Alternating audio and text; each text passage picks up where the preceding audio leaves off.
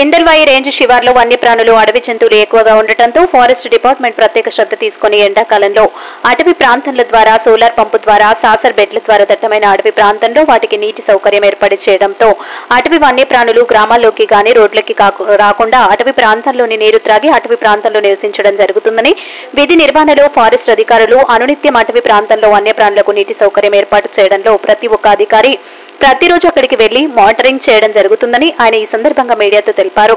ఈ కార్యక్రమంలో DRO Rathod forest అధికారులు బీట్ ఆఫీసర్లు పాల్గొన్నారు.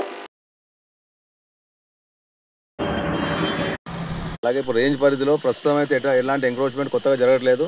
అయితే ఎట్లాంటి ఎంకరేజ్మెంట్కు వాళ్ళు జనాలు లీడర్లు ఎంకరేజ్ చేసిన వాళ్ళపై కఠిన చర్యలు తీసుకోబడుతుంది. ప్రస్తుతం అయితే ఇందల్వాయి రేంజ్లో ఇల్లీగల్ ఎంక్రోచ్మెంట్స్ అయితే దాదాపు లేదని చెప్పాలి. ఫ్యూచర్లో కూడా పబ్లిక్ రిక్వెస్ట్ ఏంటంటే అడవిని కాపాడితేనే మనం కాపాడుకుంటూ అవుతాం కాబట్టి అందరి సహకారంతో ఫారెస్ట్ డెవలప్ చేయాలని అందరినీ కోరుకుంటున్నాం.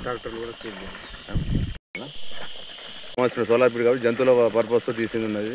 ఈ చుట్టుపక్కల 2-3 కిలోమీటర్లో ఉన్న ఏదైతే మన వైల్డ్ లైఫ్ ఉందో ఎక్కడ మన చిన్న పీటీస్ ఉన్నాయి. పీటీస్ ఎండిపోతే ఇక్కడ వచ్చి తాగి దాన్ని సర్వైవ్ అవుతుంటాయి. దానికోసం స్పెషల్గా చేయబడింది ఇది సోలార్ పీటీ.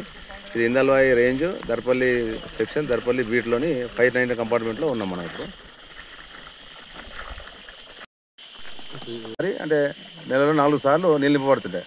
అది కాకుండా ఈ స్పెషల్గా అంటే సోలార్ పీటీ 24/7 ఉండాలనే ఉద్దేశంతో అంటే డిపార్ట్మెంట్ తరఫున రేంజ్ పరిధిలో 5 తీయడం జరిగింది.